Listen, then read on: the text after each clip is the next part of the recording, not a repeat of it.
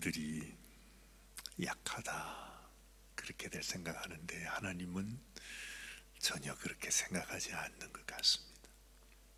남자들보다 훨씬 더 강하고 야무지고 하나님이 쓰시기에 너무너무 좋은 통로가 되는 사람들이 여인이다 하는 것도 우리가 알게 되죠. 오늘 말씀을 읽으면서 아주 가슴이 간이 서늘해집니다. 와, 여인들이 이렇게 무섭구나 하는 생각도 듭니다. 놀라운 것은 이스라엘 백성들이 이제 그만 그동안 자기들이 살아왔던 그런 루틴을 끊어버리고 하나님 앞에 설 수 있으면 얼마나 좋겠어요. 근데 그걸 끊어내지를 못하는 것입니다. 하나님께서 얘들아 너희는 나를 의지하고 내 말을 따라서 나의 약속을 지키면서 그렇게 살아야 된다. 한 번만 말씀해 주셔도 알겠습니다 하고 깨닫고 하나님 앞에 정말 하나님을 바라보면서 믿음으로 살아가면 얼마나 좋겠어요. 그런데 그렇게 하나님께서 그들의 부르짖음을 듣고 그들에게 사사를 세워서 그들을 많은 그 모진 환난과 시련 속에서 딱 건져내주면 그때는 좋아하다가 얼마 가지 못해서 또다시 하나님을 떠나는 것입니다. 하나님이 왜 우리 인생에게 힘들고 어려운 고난을 주시는가? 이유는 너무너무 분명합니다. 하나님이 우리에게 미워서 고난과 시련과 환난을 주는 것이 아니고 하나님이 우리를 사랑하시기 때문에. 우리는 100번 죽었다 깨어나도 하나님의 마음을 다 알지 못한다 해도 분명한 것은 누가 뭐래도 우리가 어떻게 생각해도 분명한 것은 하나님이 우리에게 고난과 시련을 주시는 것은 사실은 우리를 사랑하기 때문에 그렇습니다. 그렇게 말하지 않습니까? 우리를 향한 하나님의 생각은 재앙이 아니라 장래에 소망을 주려 하는 것이다. 그거 하나밖에 없습니다. 우리가 이 땅에 살아가면서 이 모진 세월을 보내는 것도 하나님께서 이 모든 어려움을 통해 하늘나라의 소망을 바라보라고. 너는 이 세상에 속한 이 세상의 자식이 아니고 하나님의 자녀다. 너의 시민권은 하늘에 있다. 너의 본향은 여기가 아니라니까. 너희는 내가 택한 나의 백성이라고 하나님께서 우리들의 너무너무 간절하게 하나님이 말씀하고 있는 겁니다. 현실을 보면 사실 어렵습니다. 하나님 마음을 이해한다는 것이 참 어렵습니다. 아니 그렇다 해도 지금 우리가 겪고 있는 여러 가지 힘들고 어려운 것들이 너무 감당하기가 힘들기 때문에 우리는 하나님 앞에 원망하게 되고 낙심하게 되고 그래요. 그러면서 어느샌가 나도 모르게 하나님을 떠나서 세상을 향하여 나가 있습니다. 그게 바로 지금 이스라엘 백성들의 모습이죠. 에훗이 죽고 나니까 이스라엘 자손이 또 여호와의 목전에 악을 행했다 그럽니다. 그러면서 그들이 2절 말씀 보면 여호와께서 하솔에서 통치하는 가나안 왕 야빈의 손에 그들을 파셨다. 그래요. 여러분 여기 하솔에서 통치하는 가나안 왕 야빈 어디서 많이 들었죠? 그래요. 여호수아가 가나안을 정복할 때에 여호수아가 바로 그 가나안 왕들 중에서 제일 우두머리가 하솔 왕 야빈이라 그랬습니다. 그래서 여호수아가 그 야빈을 쳐서 멸하게 돼요. 이미 그때가 100년 전입니다. 지금으로부터 오랜 세월 전에 여호수아에 의해서 그 가나안 왕 하솔 왕 야빈, 가장 아주 강했던 모든 가나안 족속의 우두머리가 되었던 그를 여호수아가 유다 자손이 그들을 멸했다고 말씀하고 있습니다. 그런데 완전히 멸망했던 그 나라가, 그 씨가 쭉 남아가지고 이스라엘 백성들이 하나님을 떠나서 하나님의 목전에서 악을 행하게 되니까 멸망했던 그 가나안 족속이 다시 강성하게 된 것입니다. 성경은 그렇게 말해요. 하나님께서 그들을 강성하게 해서 이스라엘 백성들을 고난을 주고 고통을 주게 하셨다, 그렇게 말씀합니다. 그런데요, 여기 보니까 어느새 그 100년 동안에 이 하솔 왕 야빈이 얼마나 크게 되느냐 하니까, 그 야빈의 군대 장관은 하로셋 학고임에 거주하는 시스라요, 야빈 왕은 철병거 900대가 있어서 20년 동안을 이스라엘 자손을 심히 학대했다 그랬어요.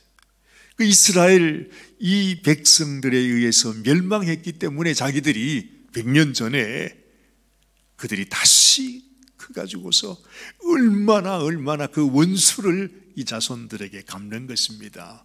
그래서 20년 동안을 이스라엘 백성들을 학대를 했다. 그러니까 이스라엘 백성들은 이제 또다시 어떡하죠?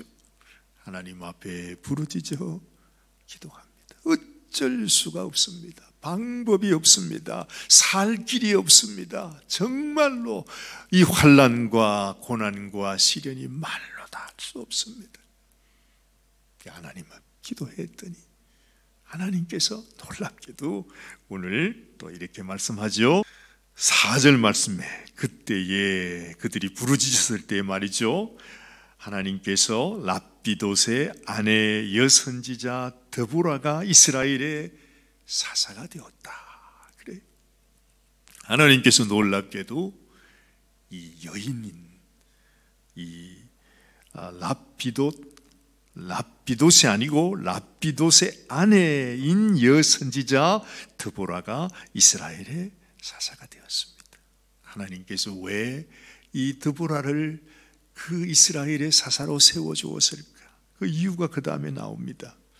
그는 에브라임 산지 라마와 베델 사이 드보라의 종려나무 아래에 거주하였고 이스라엘 자손은 그에게 나아가 재판을 받더라, 이렇게 말씀해요. 우리가 이 말씀을 언뜻 보면 이게 무슨 의미인가 잘 알지 못하지만은, 드보라의 이름의 의미가 뭐냐 하면 벌이랍니다. 벌, 그것도 꿀벌. 그런데 그 종려나무에, 우리가 종려나무 그러면 생각나지 않습니까? 근데 이 종려나무가 요즘 우리 여기도 그게 있죠. 저 마켓 가면은 왜 이거 미국 대추 그가 있잖아요. 아주 달콤한 거. 그 대추가 나는 나무가 종려나무예요. 무엇을 의미하느냐 하니까, 그 종려나무에서 나오는 대추야자, 아니 그것이 꿀과 같은데, 그 말은 이 드보라가 그 당시에 종려나무에서 나오는 꿀을 먹이는 꿀벌이 되어가지고 이스라엘 백성들에게 말씀을 나누어 주는 그런 사명을 감당하고 있었음을 우리가 또한 알게 해주는 대목입니다. 다시 말하면 이 드보라는 하나님의 말씀을 사랑하는 사람이었어요. 여기서 재판한다고 하는 것은 이스라엘의 그 율법, 그렇죠? 이 율법은 하나님께서 그 백성에게 주신 말씀입니다. 그 율법을 가지고 이스라엘 백성들을 재판한다고 하는 그 말은, 드보라가 얼마나 하나님의 말씀, 하나님의 율법에 아주 그냥 너무너무 깊이 그 율법을 묵상하고 그 율법을 연구하고 율법을 사모하는 여인이었음을 알게 되는 거예요. 그래서 얼마나 그가 하나님 말씀을 사모하고 하나님 말씀 위에 서 있었던지 이스라엘의 남정네들이, 모든 사람들이 다 이 드보라에게 와서 하나님의 말씀을 묻는 것입니다. 이것이 옳은 일인지 잘못된 일인지, 율법에서 뭐라고 말씀하시는지 그것을 드보라에게 와서 묻게 되었다 하는 것이죠. 여러분, 하나님께서 사용하는 사람, 결국 이렇게 암울하고 소망 없는 이런 시대에 수많은 남자들도 있었지만은, 그러나 남자냐 여자냐 그것이 중요한 것이 아니라 하나님이 보는 사람은, 하나님이 쓸 수 있는 사람은, 하나님이 주목하는 사람은 하나님의 말씀을 묵상하고 말씀을 사모하고 말씀을 나눌 수 있는 사람, 하나님의 말씀이 무엇라고 말하는지 사람들에게 담대하게 선포할 수 있는 그 사람. 그런데 이 시대에, 이 암울한 시대에 아무도 하나님의 말씀 앞에 나가지 못하는 그때에 이 연약한 여인 드보라가 하나님의 말씀 위에 서 있었다는 거죠. 그러니 하나님께서 이 드보라를 사사로 세워주십니다. 놀랍습니다. 정말 힘들고 어려운 때에 지금도 그렇습니다. 남자들은 다 하나님을 떠납니다. 그런데 끝까지 교회를 지키며 남아있는 분들이, 우리 여인들이 있습니다. 하나님 앞에서 이 어려운 시련과 고난 가운데서 하나님의 말씀 앞에 나와 그 말씀으로 이겨나가는 이런 여인의 마음이 하나님 앞에 그렇게 소중하다는 것이죠.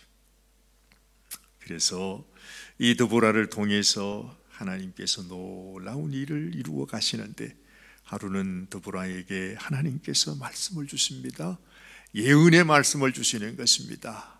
너희의 부르짖음을 듣고 이 드보라를 통해서 이 하솔 왕 야빈, 그리고 그 군대 장관 시스라를 물리칠 수 있는 하나님의 놀라운 소식이 전해지게 되는 것입니다.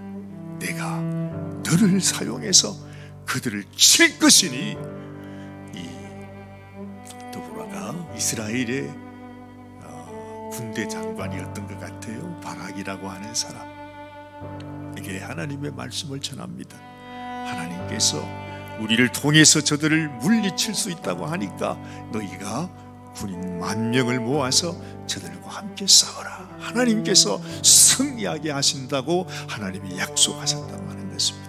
근데 놀랍게도 이 바락이요, 이 하나님 말씀을 듣고도, 드보라가 전해주는 예언의 말씀을 듣고도 이 바락이 용기를 내지 못합니다. 아니, 어떻게 지금 우리가 이런 상황에서 저 시스라의 900대의 저 병거를 가지고 있는 저들을 어떻게 싸울 수 있냐 말이죠. 그러면서 하는 얘기가, 이 바락이라고 하는 군대 장관이 드보라에게 당신이 가면 나도 가겠지만 당신이 같이 안 가면 나는 못 갑니다. 이렇게 너무 연약한 반응을 나타냅니다. 하나님께서 드보라를 통하여 말씀을 주셨다면 아멘 하고 믿음으로 나가게 되면 하나님께서 이 바락을 통해서 놀라운 승리와 영광을 그에게 또 허락해 줄 텐데 말이죠. 그래서 결국에는 이 바락이 아니라 전쟁은 이 군대 장관과 10,000명의 군사들이 나가 했지만은 결국 하나님이 사용했던 연약했던 또 한 사람의 여인 야엘이라고 하는 이 여인이 그 시스라 군대 대장을 잡아 죽이는 그런 일이 있게 된 것입니다. 우리는 생각할 때 이런 용맹한, 그리고 아주 건장한 남자들이 큰 일을 하는 것 같지만 정작에 하나님의 말씀을 이루어 나가는 소중한 사람들이 여인이었다. 이 드보라와 야엘이라고 하는 여인을 통해서 이스라엘을 건져내시는 하나님의 모습을 보면, 아, 그렇구나. 하나님은 이 세상에 가장 연약한 자를 통해서 비천한 자를 통해서 아무것도 할 수 없는 것처럼 보이는 이런 우리들을 통해서 하나님이 일하시기를 기뻐하시는구나 하는 것을 알게 되는 것입니다. 이 말씀은 우리에게 너무나 귀한 메시지를 줍니다. 지금도 이 시대에 우리는 너무나 어두운 때를 살고 있습니다. 우리의 남성들 정작 하나님 앞에 서서 하나님의 말씀을 따라 순종해야 되는 이 남정네들은 다 쓰러져 있습니다. 하나님께서 이런 가운데 우리를 불러서 내가 너를 통해서 너에게 말씀을 주고 네가 이 말씀을 위해서 말씀을 나누어 주는 나의 종이 되라고 하시는 주님의 말씀.